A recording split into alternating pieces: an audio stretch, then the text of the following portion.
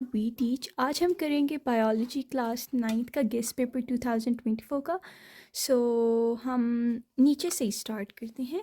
So they are saying how पस is formed. तो कैसे पस फॉर्म होती है? जब भी आपका इम्यून सिस्टम एक्टिवेट होता है तो उसके रिजल्ट में पस फॉर्म होती है। तो इसके साथ आपने एक और लिख लेना है, डेंगू फीवर।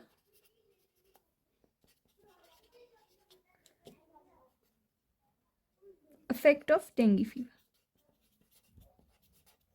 ठीक हो गया। इफेक्ट ऑफ डेंगू फीवर भी आपने याद करने, और इसके इफ़ेक्ट्स और सिम्टम्स ये इंशाल्लाह आएंगे आपके आगे। How plasma is separated from blood. So plasma blood से कैसे सेपरेट होता है? Through centrifugation. आगे है हाउ रोडोप्सिन्स इज फॉर्म्ड। तो ये आपको आता है। Write two roles of lipids. Lipids के आपने 2 रोल्स लिख देने हैं। Source of sodium. तो सोर्स ऑफ सोडियम हमारे पास क्या है?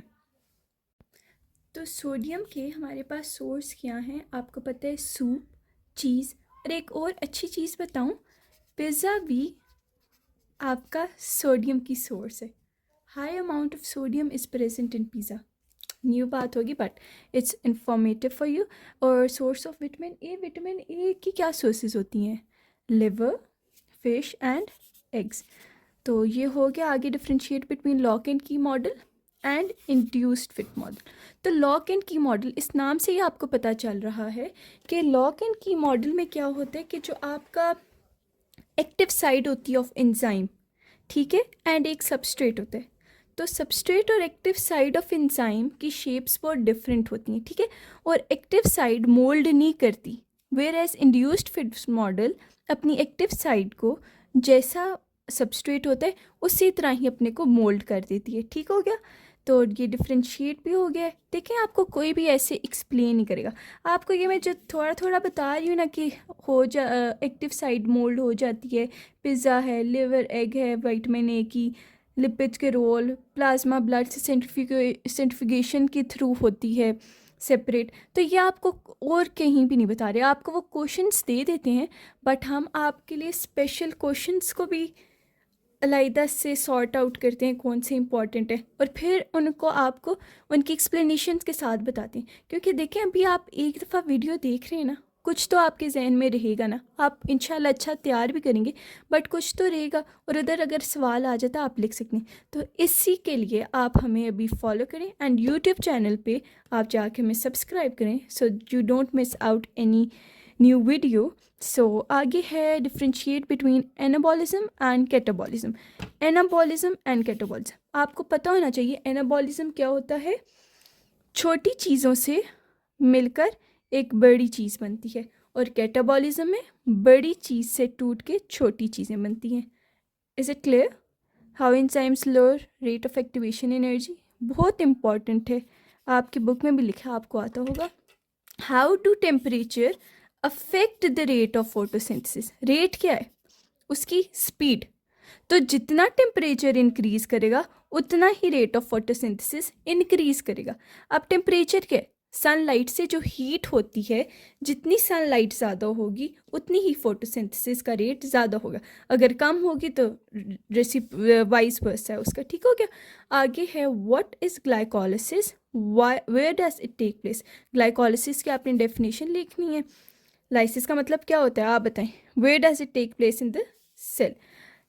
How is benign tumour different from malignant tumour.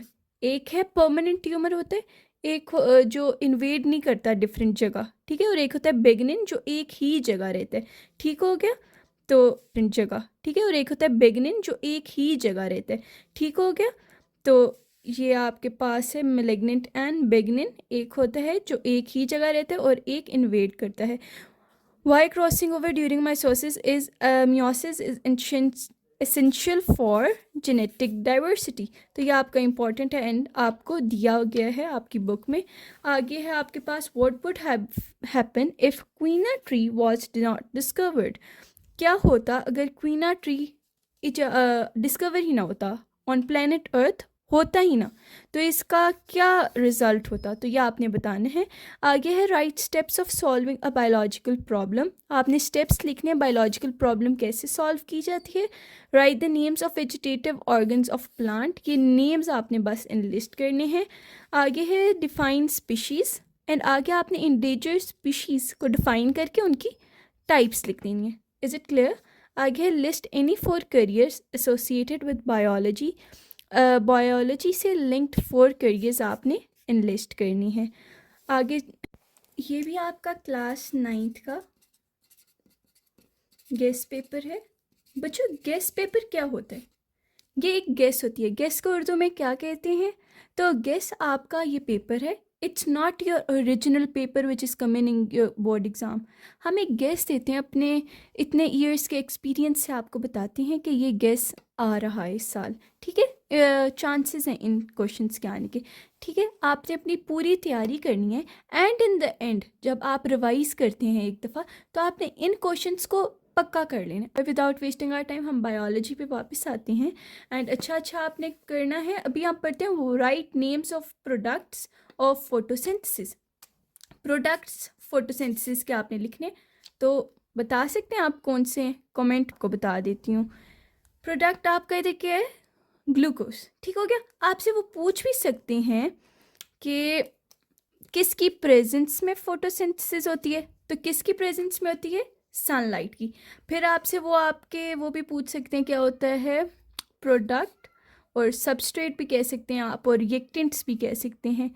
तो रिएक्टेंट्स जुड़ के प्रोडक्ट बनता है, तो आपको आता है, ठीक हो गया। आपको कह रहे हैं समराइज फोटोलाइसिस। फोटो का मतलब क्या होता है बच्चों,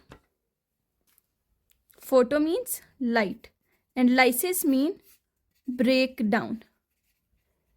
वाटर को लाइट से ब्रेक डाउन कैसे करते हैं, तो कह रहे हैं समराइज लाइट का break down of water.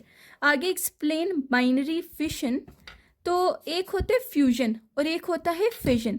And what is fission, कि आप एक बड़ी चीज़ को तोड़ के स्मॉलर चीज़ें बने, ठीक हो गया। आपने इसकी डायग्राम लाजमी करनी है, ठीक हो गया, ये वेरी इंपॉर्टेंट है। Differentiate between autotrophs and heterotrophs. Autotrophs क्या होते हैं, जो the autotrophs which make their own food, very good. और ये कौन से होते हैं, प्लांट्स, वेरी गुड। आगे हेटरोट्रॉप्स क्या होते हैं, इनको कंज्यूमर्स कहते हैं, ठीक हो गया। और कंज्यूमर्स क्या होते हैं, जो कंज्यूम करती हैं। They can not make their own food, whereas autotrophs can make their own food, ठीक है। एक्सप्लेन जी नॉट फेज, ये पूरा एक पैराग्राफ है in the book, you need to learn it by heart. And ये आगे what will happen when optimum temperature of enzymes is raised by 5 degrees। Optimum temperature जब raise कर जाए तो क्या होता है, डीनेचुरेशन ऑफ एंजाइम्स हो जाती है, ठीक है। जब भी ऑप्टिमम लेवल से हाई जाएगा आपका टेम्परेचर, ठीक है, डीनेचुरेशन ऑफ एंजाइम्स हो जाएगी और नीचे आ जाएंगे, ठीक हो गया ग्राफ। तो आप ग्राफ भी अगर बना दें तो और बेटर हो जाएगा। How plants repair their parts when which are lost by the herbivores. Plants के जो पार्ट्स हर्बीवोर्स खा लेते हैं तो वो कैसे रिपेयर करते हैं, ठीक हो गया। डिफाइन हॉर्टिकल्चर, इसकी आपने डेफिनेशन लिख देनी है। प्राइमरी फॉल सेकेंडरी फॉल से क्या कैसे डिफरेंस है, ये बहुत ज़्यादा इंपॉर्टेंट है। और फ्लूइड मोज़ेक मॉडल है ना आपका बच्चों जी, ये तो लाजमी कर लेने, ठीक हो गया। Fluid mosaic model is very important, okay. शायद इधर इस लिस्ट में मिसिंग था, आई एडेड इट अप। आगे है mention significance of binomial nomenclature in scientific notation, तो आपने इसकी सिग्निफिकेंस लिखनी है in scientific notation. So We Teach को आपने फॉलो अप कर देना, and be strong family of We Teach. And thank you everyone who supports, इतने स्वीट कॉमेंट्स यू डू जो इतने मोटिवेटिंग होते हैं। सो हम ऐसे ही मोटिवेट होकर आपको गुड कंटेंट प्रोवाइड करेंगे, एंड आपने भी ऐसे ही हमें सपोर्ट करते रहना है ऑन यूट्यूब। आज हमारा हैंडल है वी टीच 786, वहाँ डिटेल्ड वीडियोस होती हैं। Which structure is involve in transpiration of plants. Transpiration किस पार्ट ऑफ प्लांट्स में होती है, तो आपको आता है, नहीं आता तो मैं बता देती हूँ, stomata, all right. What are the risk factors that lead to cardiovascular disorder? Disorder होते हैं वजूहात, आगे क्या डिसऑर्डर, खराबियाँ, ठीक हो गया, खराबियों को कहते हैं। और कार्डियो किसे कहते हैं? हार्ट को। और वेस्कुलर किसे कहते हैं? वेसल्स को। तो कौन से रिस्क फैक्टर हैं, कौन सी वजूहात हैं जो वजह बनती हैं हार्ट वेसल्स के मसाइल में? ठीक हो गया, आपको उर्दू में भी ट्रांसलेशन कर दिया। So our long question are complete. तो गेस पेपर आपने कंप्लीट हो गया 9th क्लास का। तो आपने पहले अपनी पूरी बुक की जो आपने चैप्टर्स करने हैं वो अच्छी तरह करने हैं। एंड व्हेन आपकी तैयारी हो जाए for the revision, you have to come here and अपने ये शॉर्ट क्वेश्चन करने। Sorry I was saying long question, ये आपके शॉर्ट क्वेश्चन हैं। सो आपको इतनी अच्छी एक्सप्लेनेशन के साथ समझाया है, वेयर एज कोई भी नहीं ऐसे समझाता। सो जाते जाते एक प्यारा सा कमेंट एंड लाइक करते हुए जाइए।